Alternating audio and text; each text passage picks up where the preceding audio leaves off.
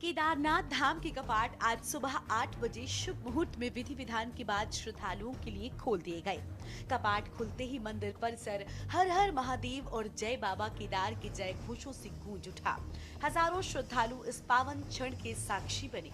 प्रदेश के मुखिया सीएम पुष्कर सिंह धामी ने पत्नी संग धाम पहुंचकर विशेष पूजा अर्चना की और प्रदेशवासियों की सुख समृद्धि की कामना की। कपाट उद्घाटन के दौरान मुख्यमंत्री धामी ने कहा, केदारनाथ धाम सहित चारों धाम उत्तराखंड की आध्यात्मिक पहचान है और राज्य सरकार तीर्थ यात्रियों को सुरक्षित, सुगम और व्यवस्थित यात्रा का अनुभव कराने के लिए पूर्ण रूप से प्रतिबद्ध है। उन्होंने बताया कि यात्रा व्यवस्थाओं की वो स्वयं नियमित समीक्षा कर रही हैं ताकि किसी भी श्रद्धालु को असुविधा न हो। मुख्यमंत्री ने यात्रा मार्गों, स्वास्थ्य सेवाओं, पेयजल, स्वच्छता और सुरक्षा व्यवस्थाओं को उच्च स्तर पर बनाए रखने के निर्देश दिए। उन्होंने ये भी कहा कि श्रद्धालुओं की बढ़ती संख्या को देखते हुए सभी आवश्यक प्रबंध समय से सुनिश्चित किए जाएं। इस अवसर पर प्रधानमंत्री नरेंद्र मोदी ने सभी को शुभकामनाएं दी। उन्होंने प्रार्थना की कि बाबा केदार सभी पर अपनी कृपा बनाए रखें और आपकी यात्रा को शुभ करें। और बड़ा भक्तों में जोश है। अच्छी व्यवस्था इस बार बद्री केदार मंदिर समिति के द्वारा की गई है। आपने देखा होगा कि 5 ही मिनट में सबके दर्शन हो गए, कई सारे बैच बाहर निकल गए हैं। इस बार एक अच्छी व्यवस्था जिससे कि जो सामान्य से सामान्य दर्शन करने वाले भक्तगण हैं, जो अंतिम छोर में खड़े रहते हैं, सामान्य व्यक्ति को भी एक अच्छे जैसे सबके दर्शन होते हैं उसी प्रकार से दर्शन हो, तो इस बार मुझे लगता है कि आसानी हो। 18 लाख से ज्यादा यात्रियों का रजिस्ट्रेशन हो चुका है। बड़ी भीड़ इस बार ये बाबा हर वर्ष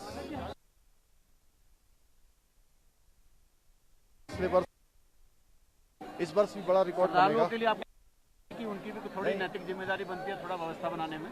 देखिए, साफ सफाई का विशेष जो यात्रा के नियम है, उन यात्रा के नियमों का सबको पालन करना चाहिए। और वैसे तो सभी विधि विधान से जब यात्रा प्रारंभ करते हैं तो सभी नियमों का पालन करते हैं, लेकिन एक नियम ये उसमें जो आदरणीय प्रधानमंत्री जी ने भी सबसे अपील की है कि सफाई रखें, प्लास्टिक मुक्त रखें। ग्रीन यात्रा का जो संदेश है वो यहाँ से पूरे देवभूमि से अन्य स्थानों पर भी प्रसार।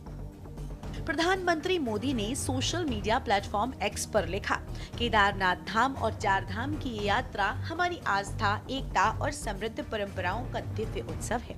इन यात्राओं से हमें भारत की सनातन संस्कृति के दर्शन भी होते हैं। इस साल चार धाम यात्रा के आरंभ उत्सव पर उत्तराखंड आने वाले सभी श्रद्धालुओं के लिए मैंने एक पत्र के माध्यम से अपनी भावनाएं प्रकट की हैं।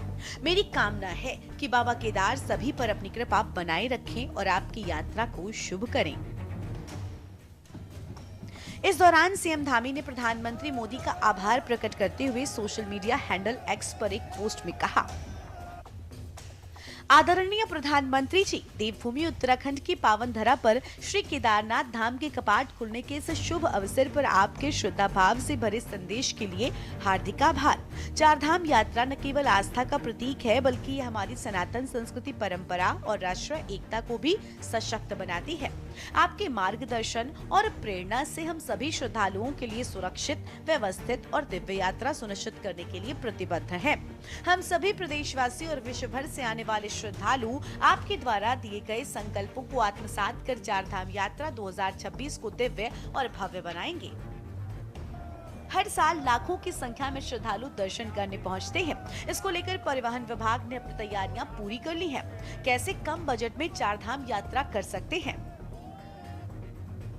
क्या है इस बार बसों का स्पेशल अरेंजमेंट?